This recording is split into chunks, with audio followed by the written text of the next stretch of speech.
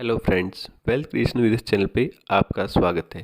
आज हम angel one के रिजल्ट आए उनको डिस्कस करेंगे। साथ ही हम देखेंगे कंपनी ने कितना डिविडेंड दिया है और उसकी रिकॉर्ड डेट क्या रहेगी। इसके साथ ही कुछ कंपनी की वीकनेस और जो स्ट्रेंथ है उन पे भी हम बात करेंगे। तो चलिए देख लेते हैं। एंजल वन का जो क्लाइंट बेस है वो एंटायरली रिटेल सेगमेंट में ये डील करती है। कोई इंस्टीट्यूशनल क्लाइंट इनके पास नहीं है, तो ये कंपनी को काफ़ी स्टेबिलिटी देता है।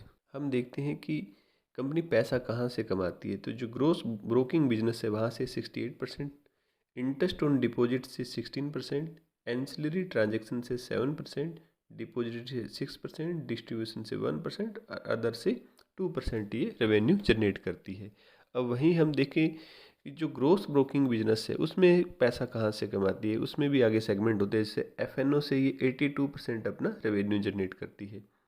कैश में जो डिलीवरी होती है या कैश में जो ट्रेडिंग होती है उससे 13%, कमोडिटी से 4% और करेंसी ब्रोकिंग से 1%। तो सबसे बड़ा जो इनका रेवेन्यू सोर्स है वो है एफ से। 82% रेवेन्यू ग्रोस ब्रोकिंग में वहाँ से आता है। कंपनी की मार्केट कैप 18,000 करोड़ के आसपास है। करंट प्राइस 2100 है। तो की पी 17.3 है। इनकी आरओसी और आरओई बहुत अच्छी है और अच्छा खासा डिविडेंड कंपनी हमें देती है। करंट प्राइस कंपनी का 2100 है और इंट्रिंसिक वैल्यू कंपनी की 2400 के आसपास है। करंट रेशियो 1.31 है और इंटरेस्ट कवरेज रेशियो 16.2 है। तो बिल्कुल अच्छे करंट रेशियो और इंटरेस्ट कवरेज रेशियो देखने को मिल रहे हैं।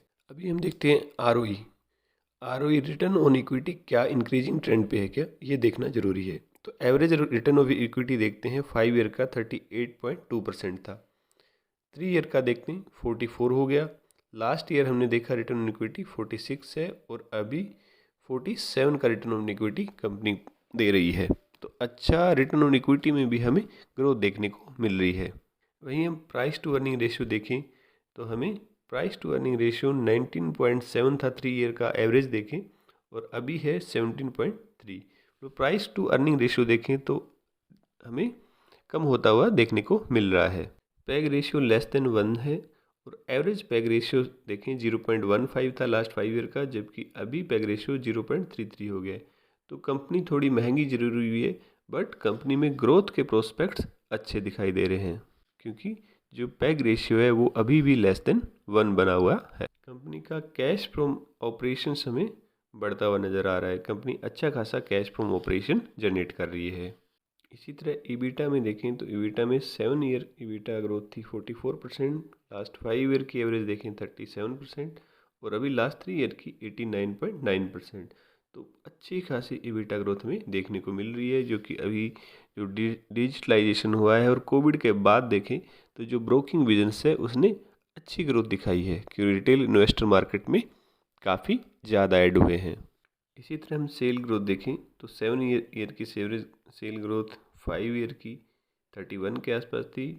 लास्ट के 3 ईयर्स में सेल ग्रोथ 59% रही है, जबकि अभी हमें सेल ग्रोथ 26.8 की दिख रही है। तो जो 3 ईयर की जो सेल ग्रोथ हम देख रहे हैं वो वही कोविड वाला बेस है। कोविड के बाद एकदम से रिटेल इन्वेस्टर ने अच्छा खासा पार्टिसिपेशन स्टॉक मार्केट में दिखाया है और उस वजह से हमें इनकी सेल भी अब नॉर्मली हमें बढ़ती हुई दिखाई दी है। रेवेन्यू की बात करें तो दिसंबर 2022 में जो रेवेन्यू था 808 का था और अभी जब नेक्स्ट दिसंबर 2023 का जो रेवेन्यू एक्सपेक्टेशन है कंपनी से वो है 954। और अभी जो लेटेस्ट क्वार्टर सितंबर का जो रिजल्ट आया है उसमें अच्छी सेल ग्रोथ हमें देखने को मिली थी 1048 की।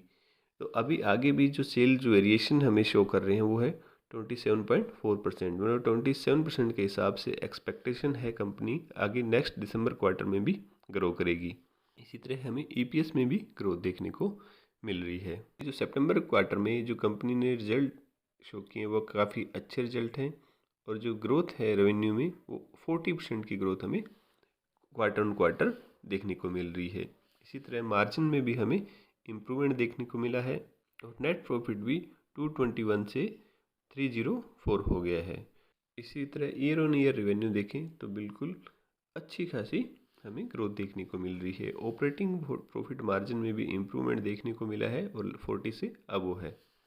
शेयर होल्डिंग पैटर्न देखें तो प्रमोटर्स ने अपना स्टेक कम किया है, FIIs ने सेम लेवल लगभग मेंटेन किया हुआ है, वहीं DIs ने थोड़ी इसमें हिस्सेदारी बढ़ाई है। नंबर ऑफ शेयर होल्डर देखें तो में कम होते हुए दिखाई दे रहे हैं, क्योंकि मार्च में काफ़ी मार्केट डाउन चली गई थी और उस वजह से जब रिटेल इन्वेस्टर होते हैं तो लॉन्ग टर्म के लिए नहीं बन, जैसे ही प्राइस थोड़ा डाउन जाता है तो वो एग्जिट ले लेते हैं। तो वही शायद हमें ये देखने को मिल रहा है, नंबर ऑफ शेयर होल्डर हमें जून क्वार्टर में कम देखने को मिले थे। कंपनी ने 12.70 रुपये का डिविडेंड अनाउंस किया है और जिसकी रिकॉर्ड डेट रहेगी वो रहेगी 20 अक्टूबर। जिस भी शेयर होल्डर के डीमेट अकाउंट में 20 अक्टूबर को जो शेयर होगा उसको 12.70 रुपये पर इक्विटी शेयर के हिसाब से डिविडेंड मिलेगा और ये डिविडेंड 10 नवंबर से पहले पहले अकाउंट्स में क्रेडिट हो जाएगा। अभी कंपनी की स्ट्रेंथ की बात करें तो मार्केट शेयर कंपनी का इम्प्रूव हो रहा है इक्विटी सेक्टर में। जो इनके प्रमोटर है उनका काफ़ी अच्छा वास्ट एक्सपीरियंस है कैपिटल मार्केट में, रिस्क मैनेजमेंट भी इनका अच्छा है, कंफर्टेबल इनके पास कैपिटलाइजेशन मतलब कैपिटल अच्छी है। वहीं वीकनेस की बात करें तो डिपेंडेंस इन हाई ब्रोकिंग इनकम, जो ब्रोकिंग इनकम हमने देखा था वहाँ से इसका रेवेन्यू 83% के हिसाब से आ रहा था, तो उस पर बहुत ज़्यादा डिपेंडेंट है। और ब्रोकिंग जो इनकम आती है वो एक साइक्लिक है नेचर का है, क्योंकि जब बुल मार्केट आती है तो अच्छा बिजनेस होता है और जब बियर मार्केट आती है तो वहाँ बिजनेस में हमें डाउनवर्ड ट्रेंड देखने को मिलता है, तो वहाँ इसको डाइवर्सिफाई करना ज़रूरी है। दूसरा जो रिस्क एंजल वन के साथ है वो है कैपिटल मार्केट इंडस्ट्री में बहुत से प्लेयर आ रहे हैं और डिजिटलाइजेशन मोड के थ्रू वो कस्टमर एक्विजिशन कर रहे हैं, तो उससे काफ़ी कंपटीशन बढ़ जाता है और जो मार्जिन है, जो प्रॉफिटेबिलिटी है वो हमें कंपटीशन की वजह से कम होती हुई देखने को मिल सकती है।